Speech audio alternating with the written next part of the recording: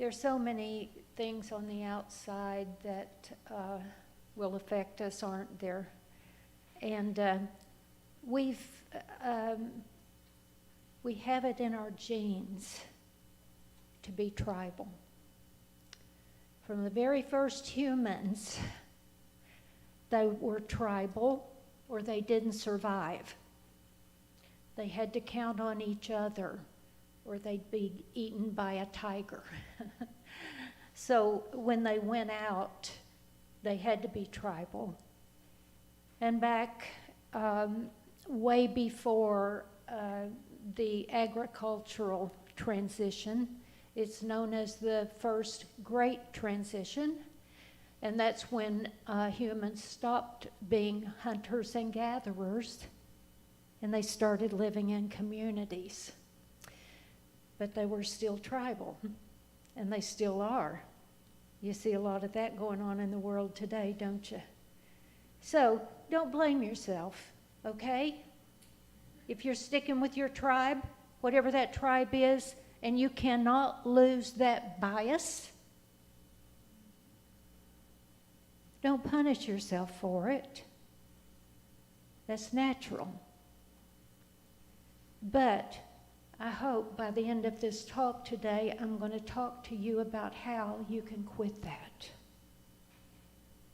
Okay? You can start living from the inside out rather than the outside in. Our society right now has been built so that we compare ourselves to others, don't we? Everything that happens. I just read a book by Judy, and if you ever decide to read one of her books, you know that it's going to leave you touched and maybe a bit troubled, because she talks about things in this world that happen. It may be fiction, but what she's talking about truly, I tell you, is nonfiction.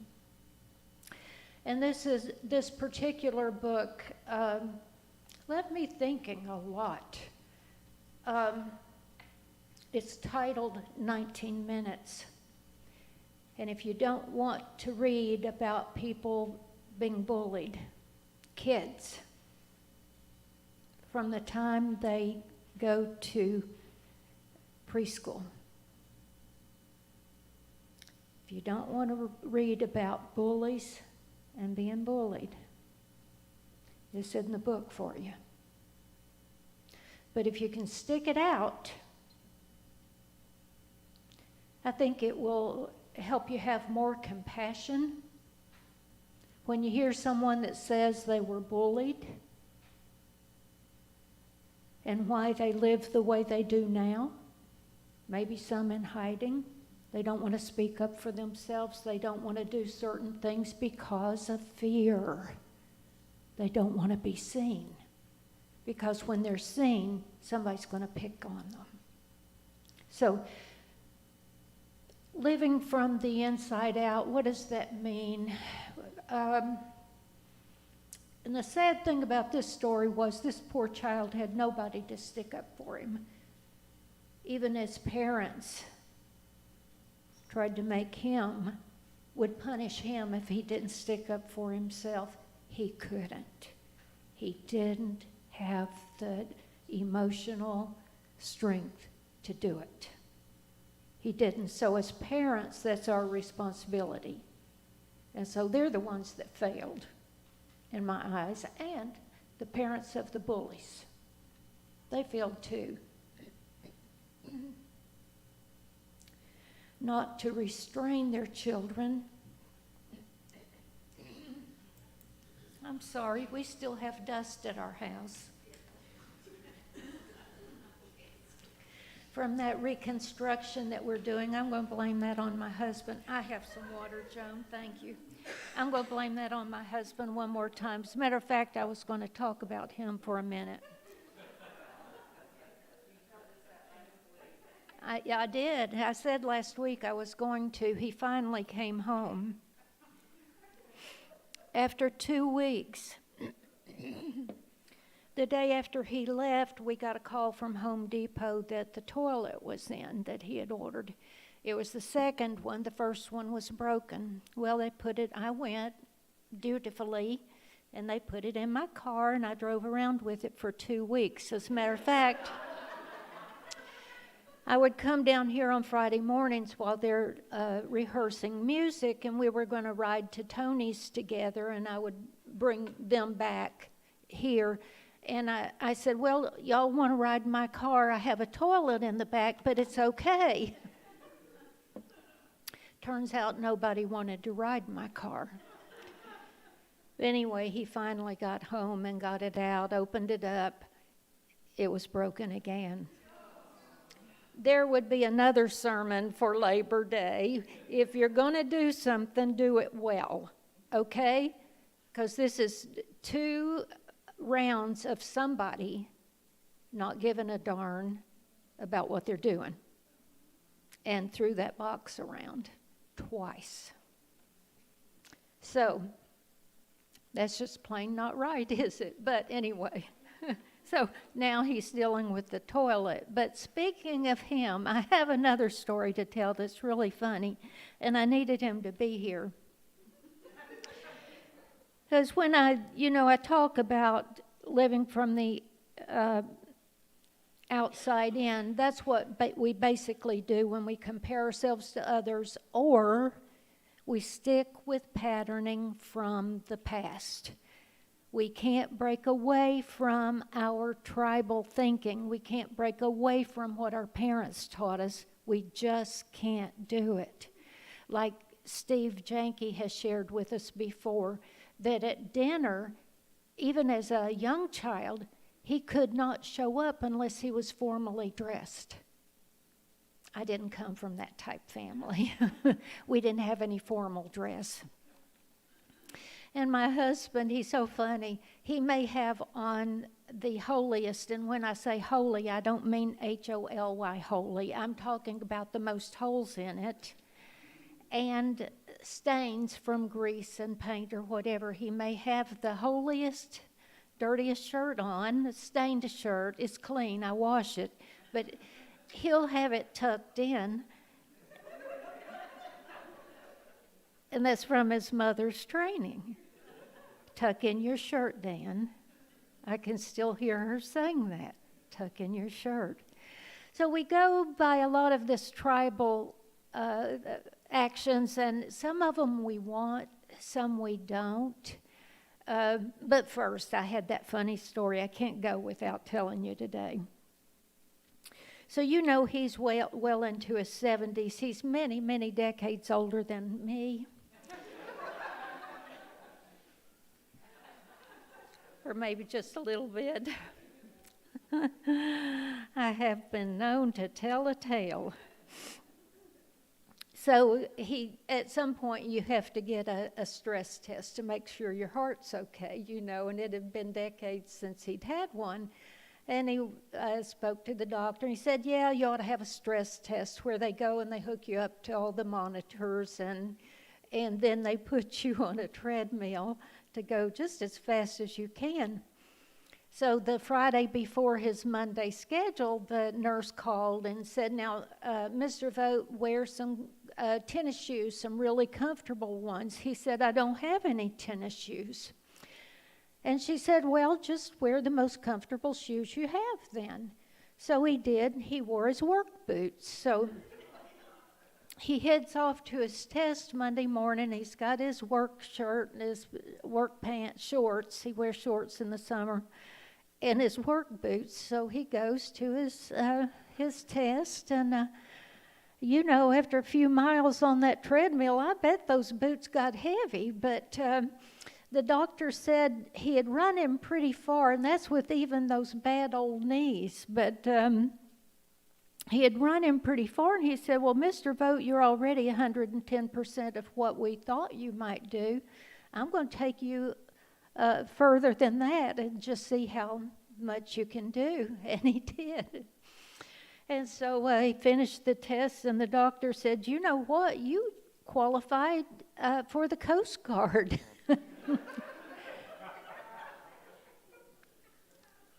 So if he ever acts like he's puny or anything else, don't pay any attention to it, okay? If it were not for his bad knees and his age, we'd just ship him off to the Coast Guard. But anyway, so this weekend he decides, we're doing remodeling. And when we bought that house, we knew there were certain things that we could love about it and some we wouldn't.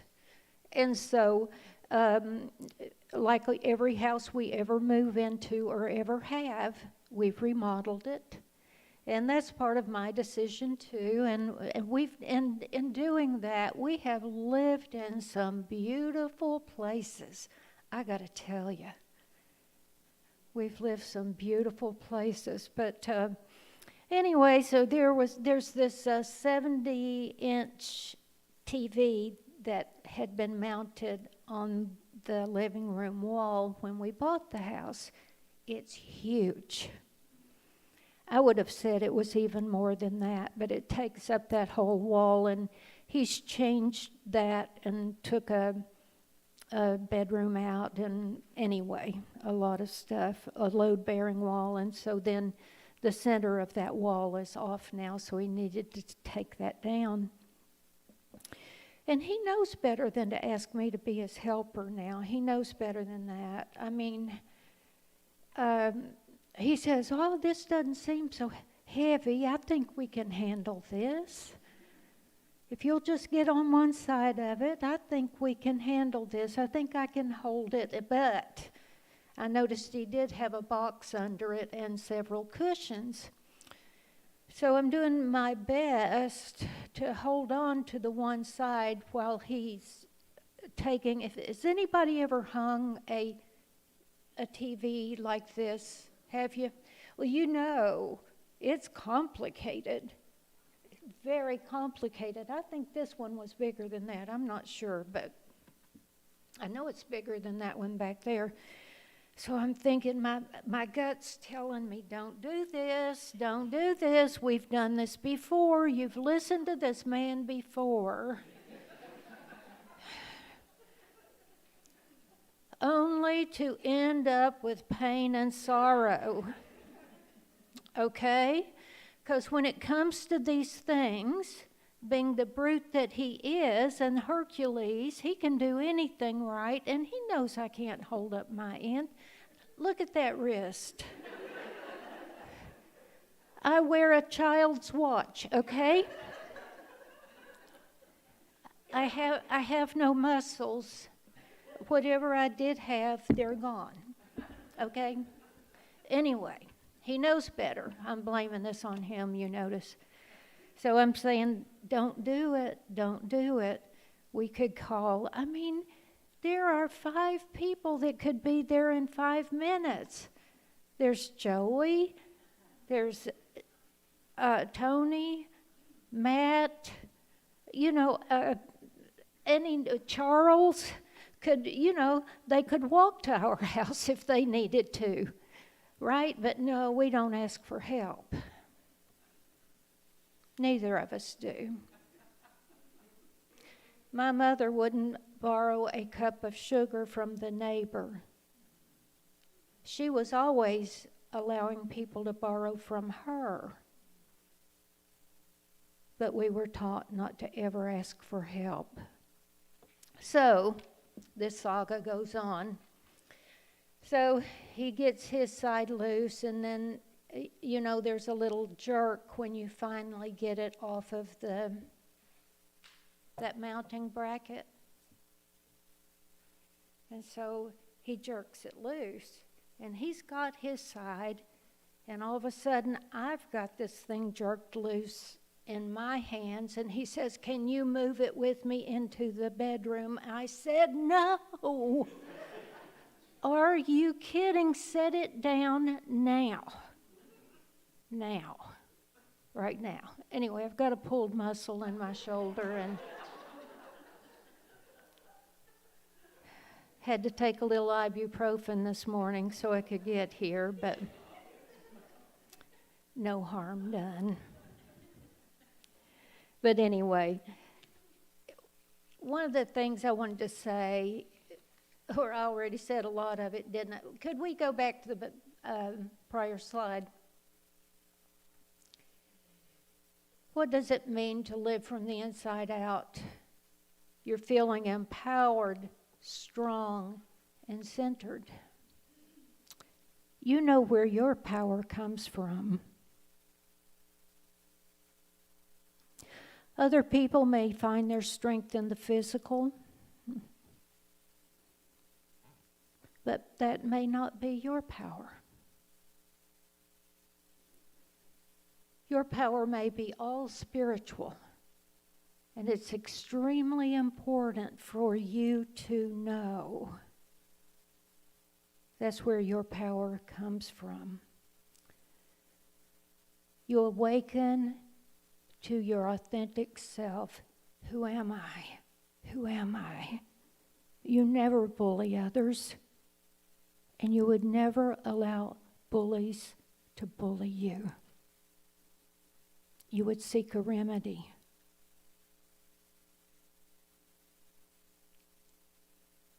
You stop being triggered by outside events.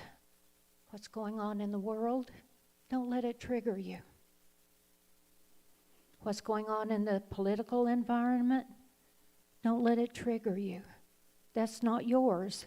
That's your tribal instinct, honey. You've got to understand that. And you've got to fight against it sometimes. Letting go of outdated patterns that contribute to feeling stuck or spinning your wheels.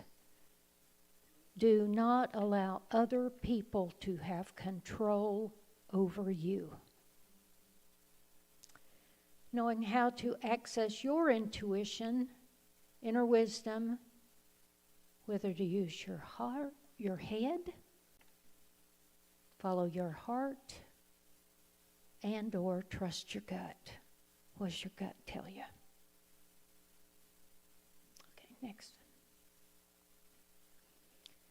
It means having clarity on decisions, along with patience and resilience to wait for divine timing. Because sometimes it's just not the right time. The right thing will come. The more we have faith that the right outcome will come about, and we have faith in divine timing, it can give us peace of heart and mind. Living aligned with your deep sense of purpose, not somebody else's. I was reading a story by a woman. It was so heartfelt. She said she spent her adult life trying to find who she was in the middle of what her family and who her family thought she should be. She remembered a time when she was just a young parent, and she had just sent the children off on the school bus, and there was a neighbor down the road that she had invited to have coffee with her that morning. Now remember, we all have different needs, and not everyone has good intuition. They can't even discern signs. You may stand up 5 times to let them know it's time to end this, but they won't get it. There's some people that don't have that great intuition. But she said this woman stayed from the time the kids got on the bus and left until 3:30 when they came home. She liked her, but she couldn't stand that. That would take over her life. So what did she do? Instead of talking to the woman and telling her with kindness and wisdom and compassion, I love you. Could we get together for 30 minutes? That's all the time I have. We'll get together at a coffee shop if you want, but that is all the time I have. I have other things I must do, and I must spend time for myself. She couldn't do that, so what'd she do? She just ignored the woman and bypassed her and pretended she didn't exist, and so she lost a friend. She lost what could have been a friend. She regretted that, and she wished that she had had the confidence, the self-esteem, which is what it takes to be able to tell someone honestly, now's not a good time. No.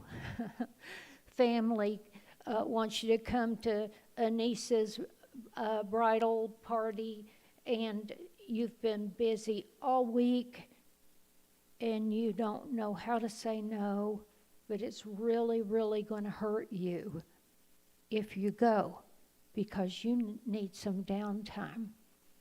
What do? No self-esteem. You still have the tribal instincts. You haven't broken away from the patterns. You go, and then you resent it. So when you're aligned with your deep sense of purpose, you will not allow those type things to happen to you. You'll start feeling more joy, peace, and vitality. Why? Because all that time you've been wasting on trying to please everybody else, you're going to spend on you. All that time and energy you've been spending on being guilty, guess what? You're going to spend it on you. So you're going to start feeling more joy, peace, and vitality. It means living in service to others with your gifts, talents, skills, and abilities. And guess what? You get to decide what those are. You might share with your gift of music. You might be a writer. You may want to share with your words. You may be a speaker. You want to inspire people. You may walk down the street and smile and go back home and rest. When I was on my walk this morning, it was wonderful. It was a wonderful walk. I ran into so many marvelous people. I walked down to the fishing pier at Long Beach where the, not where the boats are, but the people that are fishing. And just had a great time saying hello to everybody. And on my way back, I noticed that there was a big tanker that was pulling into the service station there because I'm sure that their tank was getting empty. That's what happens when it's depleted all the time, isn't it? You can't give from an empty well. And if you give, and you give, and you give,